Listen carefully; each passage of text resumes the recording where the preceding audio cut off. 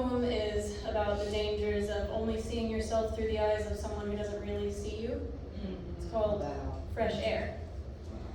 Pen poised on paper, I'm ready to write about it. And no, you selfish prick, this isn't about you. And yes, for the love of God, of course, it's about you. You can be sure of that, though you're unsure of me. I'm waiting until you can feel your feelings more clearly, till you can hold me as dearly in your heart as you did in your arms. I see no harm in taking the leap, but I forget. There's something deep within me, something asleep, but you can feel it when you touch me. I don't know what it is, and I hardly know it's there, but it keeps everyone on my threshold. They won't even come inside. I feel I have nothing to hide, but then why are you so afraid of me? I told you, I feel like a dark cloud, and you said no. You said out loud, you're a breath of fresh air. I wriggled beneath the compliment, trying it on for size, closing my eyes and imagining my life. If I'd grown up feeling like a life-giving source, not a soul-sucking force dragging everyone down with me, determined to be what I believed was my destiny, the kind of person you talk to when you want to feel bad, the masochistic equivalent of playing sad songs when you're already sad. But you called me that, and then you kissed me, breathed me in, breathed me out. A cleansing sort of kiss, like I was not just air, but water. And silently, I promised not to drown you. But after we were close, perhaps the cracks in me started to show. You pulled away like you'd seen the darkness I've always known. It started off fine. The things you called me come to mind. You called me fresh air. You called me warm. You called me magnetic. You called me electric. You called me intimidating. You called me intense. You called me scary.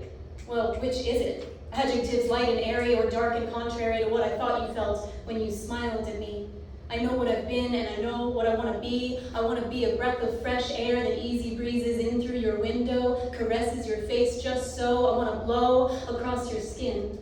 If you just fucking let me in. But you're down on the floor, shoving fabric under the door, keeping me out. But you don't know how loud air can shout. I can whisper too, if you only knew how gentle I can be. But maybe that's what scares you about me.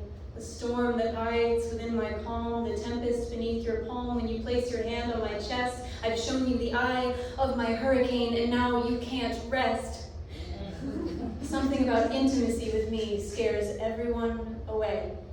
But maybe I should have known when you told me you don't like poetry, that you wouldn't be able to handle my body. I fuck like I write, slow and vicious with both love and revenge. I want you to pour yourself into me, but all I can do is pour my lust into poetry, spread the pages of my journal instead of spreading my legs for your body. Is this something the girl next door would say?